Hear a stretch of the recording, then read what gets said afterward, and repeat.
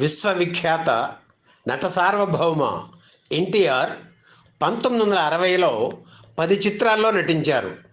పురాణ పురుషుడిగా అప్పటికే ప్రశంసలు అందుకున్న ఆయన కలియుగ దైవం శ్రీ వెంకటేశ్వర స్వామి పాత్రను తొలిసారిగా పోషించిన శ్రీ వెంకటేశ్వర మహాత్మ్యం చిత్రం ఇదే ఏడాది విడుదలైంది. సంక్రాంతి కానుకగా 20 ప్రింట్స్తో విడుదలైన ఈ చిత్రం ఘన విజయం సాధించింది. 16 కేంద్రాల్లో 100 రోజులు ఆడింది. పి పుల్లయ్య దర్శకత్వం వహించిన ఈ చిత్రంలో సావిత్రి, ఎస్ వరలక్ష్మి హీరోయిన్లు. ఆ తర్వాత దర్శక నిర్మాత బిఎన్ రెడ్డి రూపొందించిన జానపద చిత్రం రాజమకుటం ఫిబ్రవరి 24న విడుదలయ్యింది. ఎన్టీఆర్, రాజసులోచన జంటగా నటించిన ఈ చిత్రం యావరేజ్గా ఆడింది. ఎన్టీఆర్ పుట్టినరోజుకి ముందు రోజు మే 27న రాణి రత్నప్రభ చిత్రం రిలీజ్ అయ్యింది. అంజలీదేవి హీరోయిన్గా నటించిన ఈ చిత్రానికి బిఏ సుబ్బారావు దర్శక నిర్మాత. ఈ చిత్రం కూడా యావరేజ్గానే ఆడింది. సోషియో ఫాంటసీ చిత్రాలకు నాంది పలుకుతూ దర్శకుడు చిత్తజల్లు పుల్లయ్య రూపొందించిన దేవాంతకుడు చిత్రం హిట్ అయింది. ఆ ఏడాది ఆగస్టు నెలలో విమల చిత్రం విడుదలయ్యింది. ఎన్టీఆర్, సావిత్రి జంటగా నటించిన ఈ చిత్రానికి ఎస్ఎంఎస్ నాయుడు దర్శక నిర్మాత. కన్నుల్లోని బొమ్మ చూడు పాట అందరినీ అలరించింది.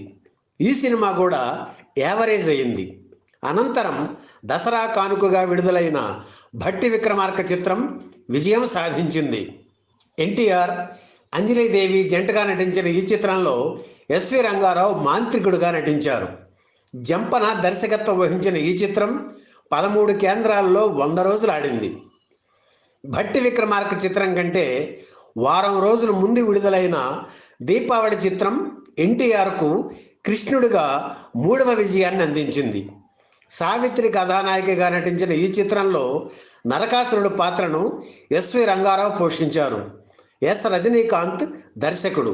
అక్టోబర్ 6న విడుదలైన కాడెద్దులు ఎకరం నేల చిత్రం ఫ్లాప్ అయింది.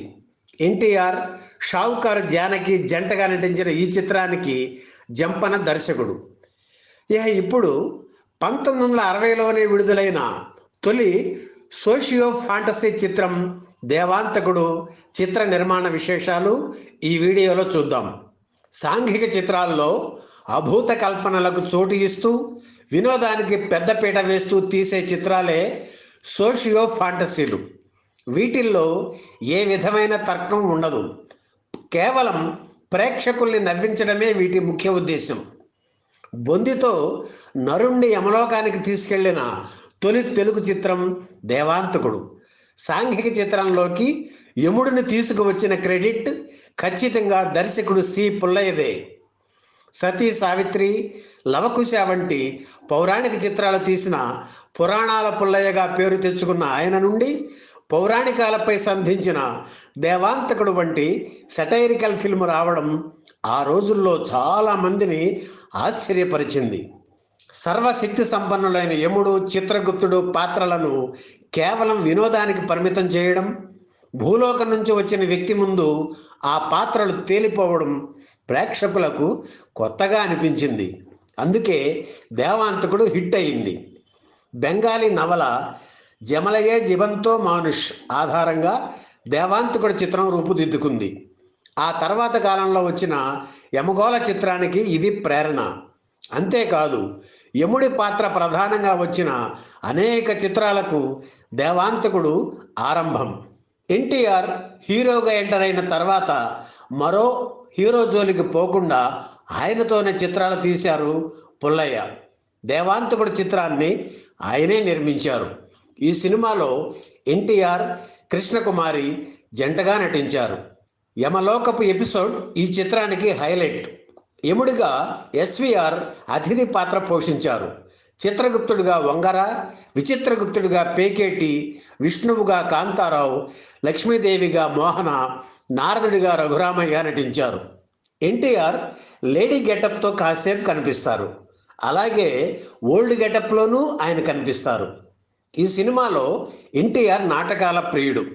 ఉషా పరిణయం నాటక ప్రదర్శనతో మొదలైన ఈ చిత్రం అదే నాటకంతో ముగుస్తుంది. ఆద్యంతం చక్కని హాస్యంతో, సందర్భోచిత సంభాషణలతో సదాశివ బ్రహ్మం రచన చేశారు. ఈ సినిమాలో మానవుడు, తెలుగువాడు అనే పదాలు పలుసార్లు వినిపిస్తాయి. భూమి మీద పుట్టిన వారికి మరణం లేకుండా చేస్తే భూభారం పెరిగి అణుయుగంలో ఉన్నాం కనుక రాకెట్ల ద్వారా ఇతర గ్రహాలను జయించి అక్కడ స్థావరాలు ఏర్పాటు చేయించాలి అని 1960లోనే హీరోతో పలికించడం రచయిత దూరదృష్టికి, నేటి అంతరిక్ష ప్రయోగాలకు నిదర్శనం.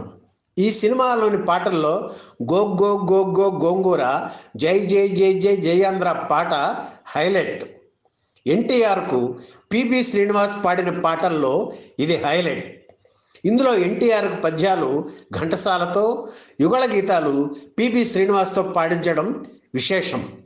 1960 జూలై 7న విడుదలైన దేవాంతకుడు చిత్రం విజయవాడలోని ఈశ్వర్ మహల్లో 100 రోజులు ఆడింది. ఈ వీడియో మీకు నచ్చితే లైక్ చేయండి, షేర్ చేయండి, వెంటనే సబ్స్క్రైబ్ కూడా చేయండి.